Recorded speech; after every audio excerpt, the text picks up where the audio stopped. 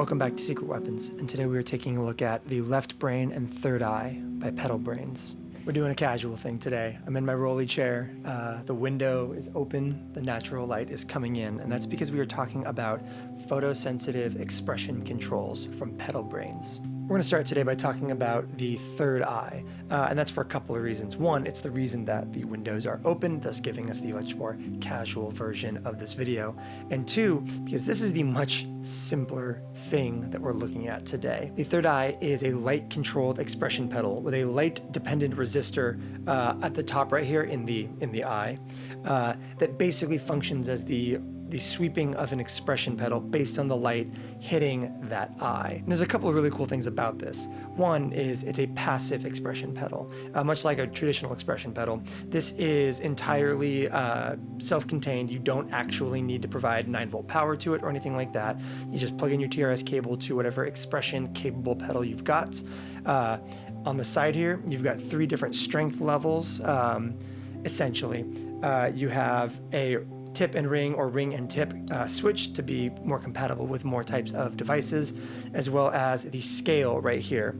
You can actually use this as a traditional expression roller using yet another switch on the other side, but you can also use it to kind of set how far your heel and your toe positions are apart from one another for that light control. And what's really cool is it actually feels very sensitive, which is what you want out of something like this. You don't really want hyper-controlled filter sweeping or expression sweeping with something like this. You want it to be a little bit more haphazard in my experience, to give your expression experience something that has a little bit more of a sense of happenstance or happy accident, that kind of thing. There's a lot of cool stuff to be done by setting it at certain angles and near a light source, or a light source that maybe moves or turns off and on or strobes.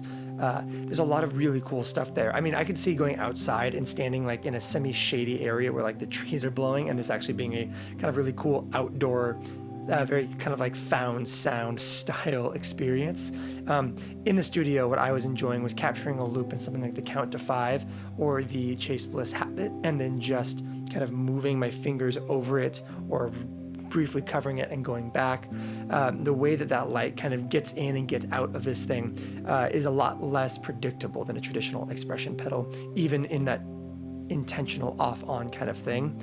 And there's a lot of really cool stuff that can be done within that context. And the other really cool thing about that is even just between the light source next to me right here, my arms and my camera, and just kind of moving around the room, I was noticing a lot of like significant changes, small changes, but that's again kind of what you want there, to the expression control happening just by changing the ambient light source in the room, even more so than the actual direct light kind of that's shining directly on it, which is really cool. And second up, we have the Left Brain, and this is going to be the more complicated, intricate of the 2 pedals. The Left Brain packs a lot into a very small enclosure with very little information on it, hence this little QR code on the side, which you will need because this thing is nearly impossible to parse without some consultation of the manual. As we are filming this video, I still feel like I am working to get a real handle on the kind of intricacies of this little device. So let's talk about what this is first of all. Left Brain is another light-controlled expression source. However, unlike the third eye, which is a passive device, no power required, that uses the light in the room, the Left Brain actually has these 3 little knobs here, not the yellow ones, but these little translucent ones that all have lights inside of them that light and strobe and change colors and everything in assignable ways, in patterns, in random and non-random different like organizations and systems that will again control any expression capable device, but in very, very complicated ways. You're again going to have that heel-toe scale on the side, your tip and ringing tip stuff, but this one also has a 9-volt power and that same expression or eye control and that same strength control. There's 3 main tall controls that have the lights inside of them. Their properties are going to kind of depend from mode to mode across this thing. And then the yellow guys are buttons, and those are going to basically be how you navigate this pedal, which has dozens of patterns and the ability to record your own patterns and save your own pretty like intricate systems for expression control. Very random, bizarre, like non-repeating, ever-evolving processes, which can be really cool for kind of like slow-moving ambient texture to kind of create kind of drony ambient stuff that never really repeats itself.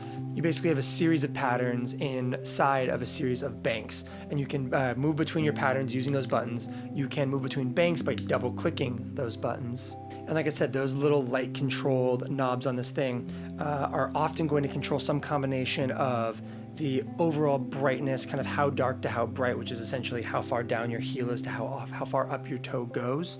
Number 2 is typically going to be something like speed, how quickly it moves through the pattern. And number 4 is going to be very frequently a randomness control. Occasionally they will control other things like the duration for dark, the duration for light, the overall complexity of the pattern, some of those things as well. But again, it's going to be much more useful to consult the manual because there are so many different methods by which this thing can be used, and there's so many different like configurations of like what each of the 3 knobs does from mode to mode within the same bank. So again, I'm gonna throw a link in the description down below. My advice is definitely just consult the manual for the specific use cases for each of those knobs across the board.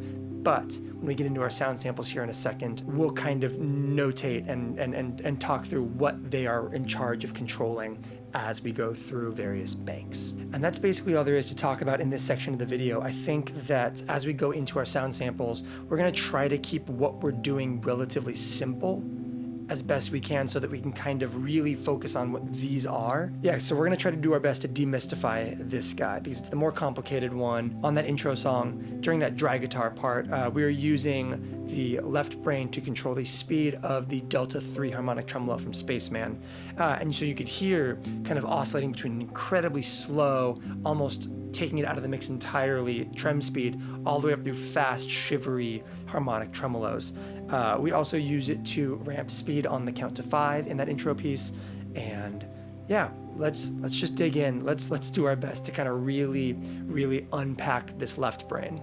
So we're going to start things off by taking a look at the third eye here. And the reason for that is because it's a lot simpler than its multi-parameter cousin we have right here.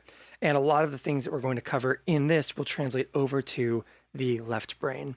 So let's go ahead and start off by taking a look at the simple passive expression device that is the third eye.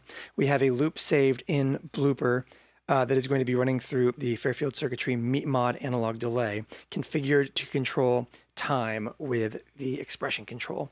From there we go to our timeline, which is bypassed because we already have a delay, and the Big Sky giving us a little bit of hall reverb, and then the Universal Audio Ruby and Dream amplifiers in stereo. Let's go ahead and talk through some of the kind of basic parameters of the third eye. So as we discussed earlier, you have this switch right here for eye or expression, switchable. Over here, you have the overall intensity of the sweep, and then you have the kind of min-max of the scale of your heel and toe. So your heel is going to pretty much always stay the same, but as you turn this, that's how far up it's going to go. For the meat mod, the higher we go, the further we are away, the more light is available in this sensor right here, the faster the delay time is, and it will slow as we kind of like darken the sensor itself. We're going to start by setting this toggle to expression so we can kind of like run through this guy manually as an expression roller, establish what we're doing with the delay time on this, and then we will start playing with this as a kind of like light sensitive expression.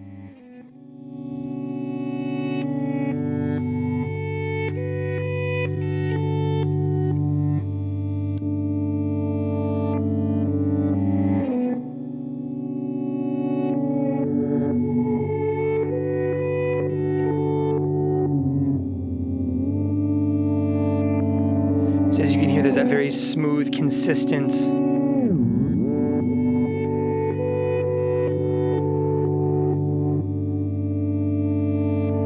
and likewise, this kind of overall strength range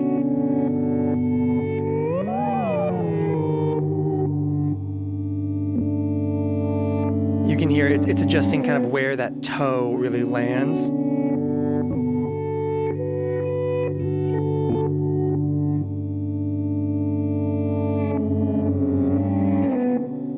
So we're going to set minimum strength on this one.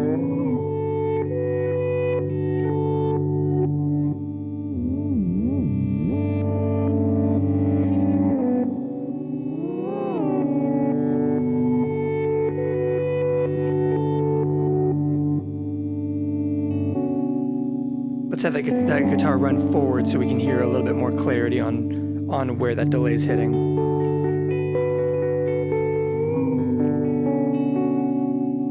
Okay, let's make the jump over to that I.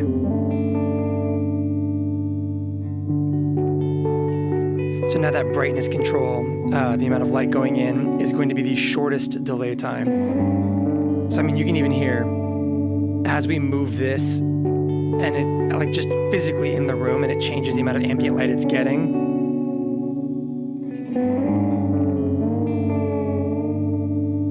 But you can also leave it alone.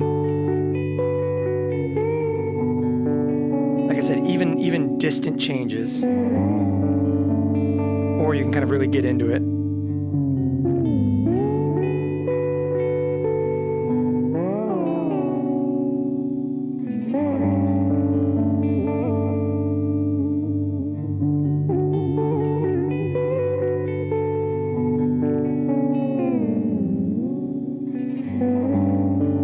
So now that this roller, which is setting our scale, the amount that we can sweep, is at minimum, this is doing nothing. So you actually could move it just a hair.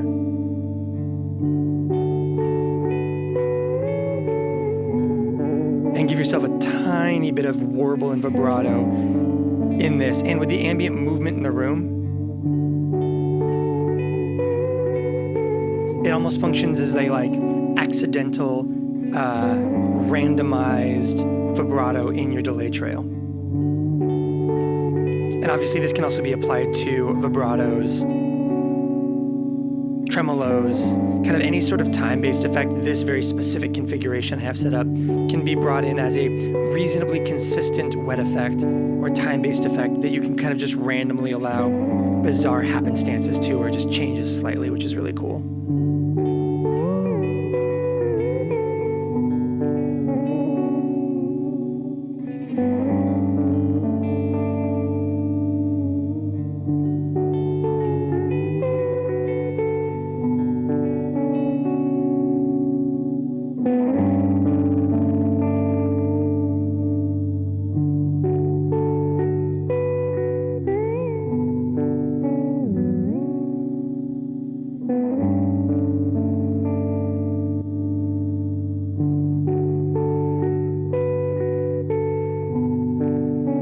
Now we're using the Mi mod as a kind of like lo-fi modulator.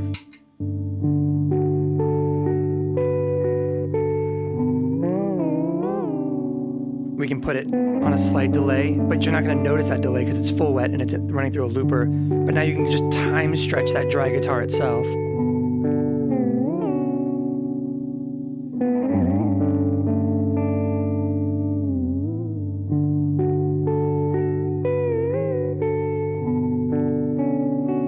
Once you're in kind of modulation territory on this, you give it a delay behind it, something on the timeline.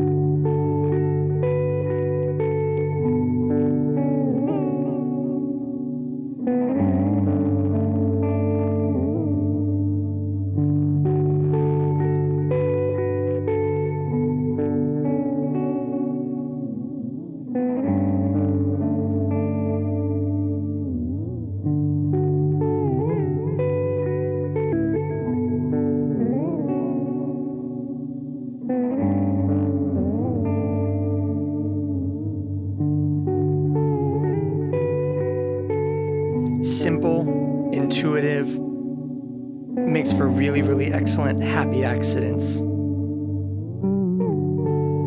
Or very extreme happy accidents.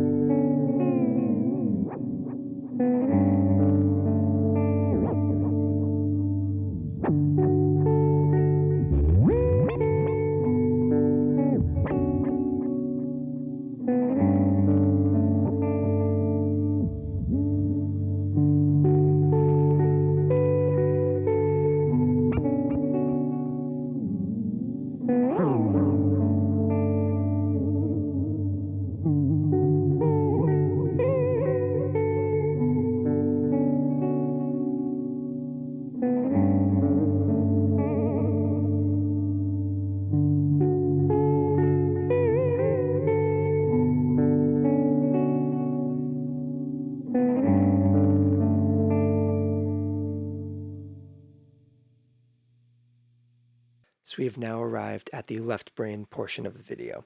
You may be noticing a difference in the lighting and overall vibe of the shot right now, and that is because we are reshooting this at about 10 p.m. at night upon realizing that the audio from this take earlier was corrupted. However, this does serve a certain benefit for this part of the video, which is because we're shooting at night, the lighting is a little bit darker and a little more dramatic here in the studio, allowing us to kind of better highlight the lights on the left brain. And that is, in essence, what the left brain brings to the table against its simpler passive counterpart, the third eye. They share a lot of similarities, as we've discussed earlier. They both have that expression and eye option switch. They both have a strength modifier, and they both have that scale control from heel to toe, as well as the inversion of ring and tip, as well as tip and ring. The main differences here being the inclusion of 9-volt power to power these, obviously, as well as the overall kind of like brain inside of this thing, as well as the lights and the buttons and everything else that this thing brings to the table. But it is still essentially a light-sensitive, photosensitive expression controller. The difference being, unlike the third eye that takes ambient light and kind of can be controlled by covering and revealing light to the sensor in it, these generate their own light in the form of patterns across all 3 knobs, as well as different light hues, different colors on these knobs that will actually kind of serve to kind of bring their own brightnesses. It is worth saying this thing is very inscrutable off the bat, I think is the best way to say it. So my advice is pull up that manual, read through it. Look, I mean, even with the lines on the screen right now, because the refresh rate on my camera does not like my iPhone, you can tell there is a lot of information here. So my recommendation is absolutely consult the manual, because these buttons do a few different things depending on what you need them to do. And these 3 light sources are also knobs that you can twist. And they all do essentially some basic things, but it changes from mode to mode and bank to bank. For instance, generally speaking, knob 1 right up here is going to be brightness controls across a lot of your different modes. It'll be brightness or brightness duration or something in that kind of general scheme. Mode knob 2 right here, as seen by the little like 1, 2, and 3s in the corners. Knob 2 over here, generally speaking, is going to be speed. There are going to be some exceptions to that, things like randomization or the speed at which something is random. But that's generally going to be the case with knob 2 as it kind of like runs through its pattern. And mode 3, or knob 3 here, is going to be some combination of darkness, durations, overall randomization, overall complexity, that kind of thing. So we are going to run through some different modes across some different banks to kind of showcase some of the options, some of the ways that you can make this thing more or less random, more or less predictable, and where you can prioritize more heel down, more toe down, and more kind of like oscillating between the 2 options. We have a loop over in blooper ready to go, and we have swapped out our delay for our generation loss right here, because I feel like the low pass filter on the gen loss is going to be a much easier way to showcase the changes here than a kind of like warped delay speed change in something like the Meet mod.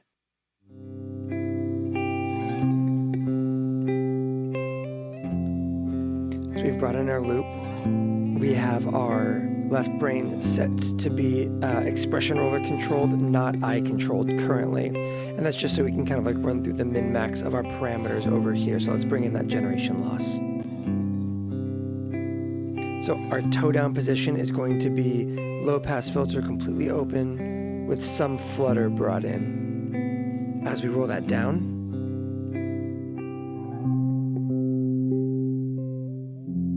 we now have a heavily low passed and no flutter setting on our generation loss. Let's bring that back open. Okay, and now we're going to make the jump over to that eye control, where the lights across these three knobs are going to control that expression control. These yellow buttons over here are going to scroll between the modes within the banks. You have multiple banks, and each bank has 10 modes within it. So, like a double tap will move you between banks: yellow, red, blue, green, and then rainbow, which is going to be what they call the greatest hits, which is a bunch of like generally more complex, more intricate setups created by the designers. But you can, of course, write your own within this device as well if you've got your own patterns that you like. So let's start easy. Let's start...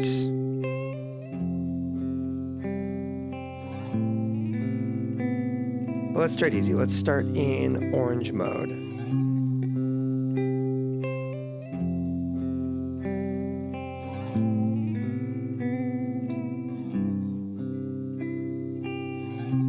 Okay, so we are now in orange 1, which is going to be a square tilt, which is basically a square wave where number 1 over here is your bright duration. This is going to be the speed, and this is going to be your dark duration. So essentially you're setting how long this light stays on, how bright it gets, and how long it stays off. So let's jump over.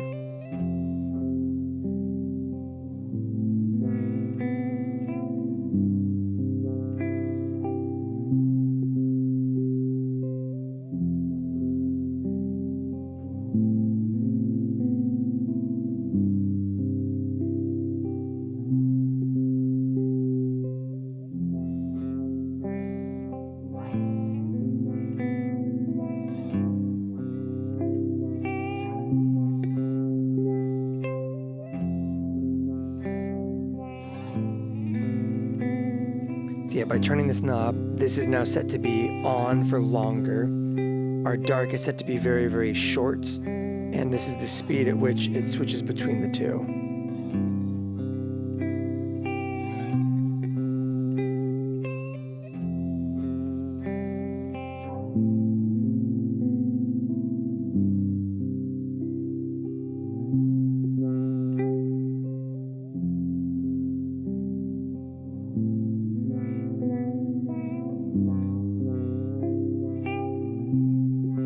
We have now switched over to a bright duration, the speed at which it randomly moves between the two, and the dark duration.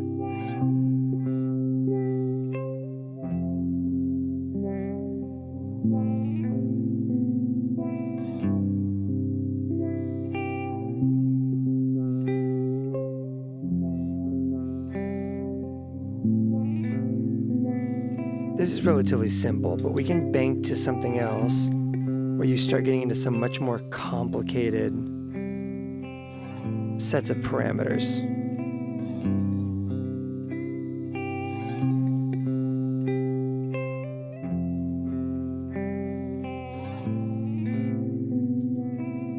So like in green mode, we now have brightness, sparking, and cooling. So it's essentially imitating fire here, and it's going to be how quickly those lights flash up and how quickly they drop back off.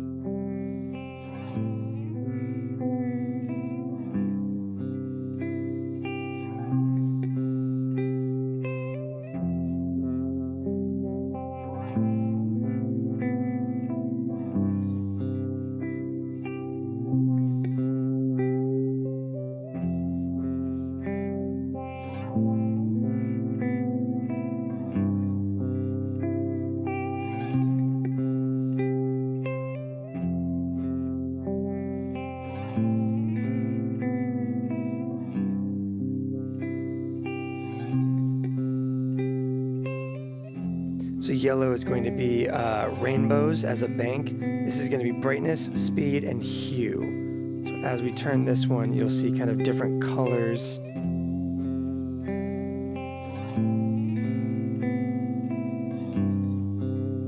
Our overall brightness. And again, this knob on the side, setting your total heel down option, plays in very, very carefully, especially with this brightness control.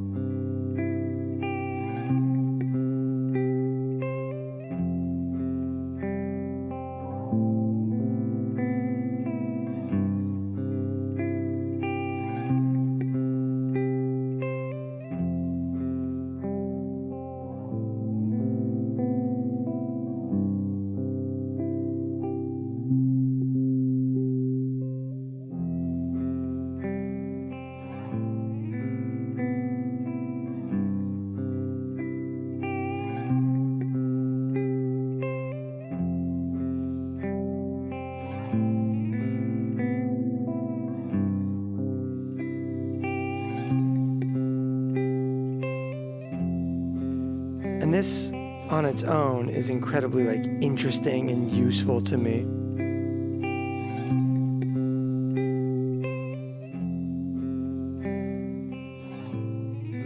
These non-repeating patterns, these randomized approaches to expression over something like a filter control here. But where it starts to get very, very interesting beyond that is being able to bring in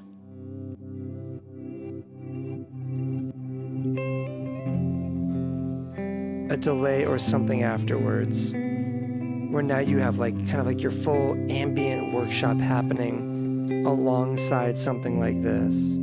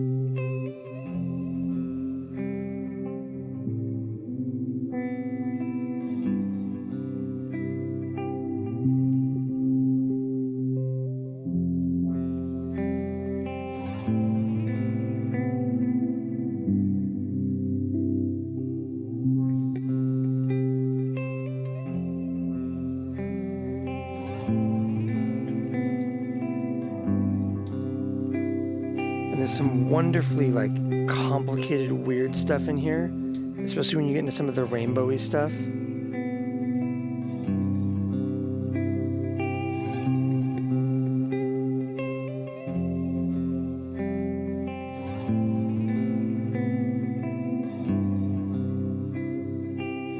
Spaces like this where the lights kind of stay on in different configurations, so you're adjusting the brightness but you're never hitting full bright, full dark, that kind of thing. There's a lot of cool kind of mid-range expression that can be found in this, which I really like.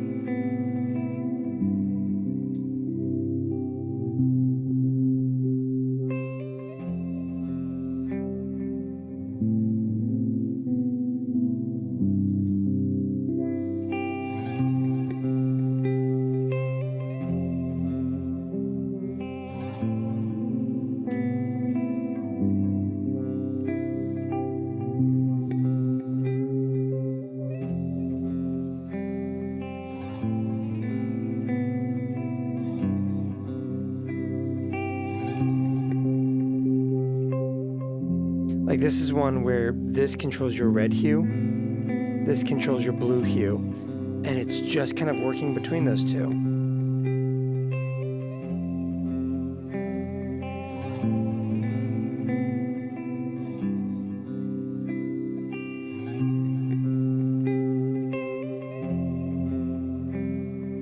Like in this scenario, this is controlling the transition between the two. You can set that brightness really high, and or the red really high and the blue really low. And basically you're now stepping within two subsets of the parameter control set by the strength and this guy right here. Stuff that is intensely complicated, stuff that is intensely like unique, and as a part of a greater signal chain here, will allow you to create textures and rhythms and movements that are very uniquely the moment that you're in, the composition you're working within, which I think is very interesting.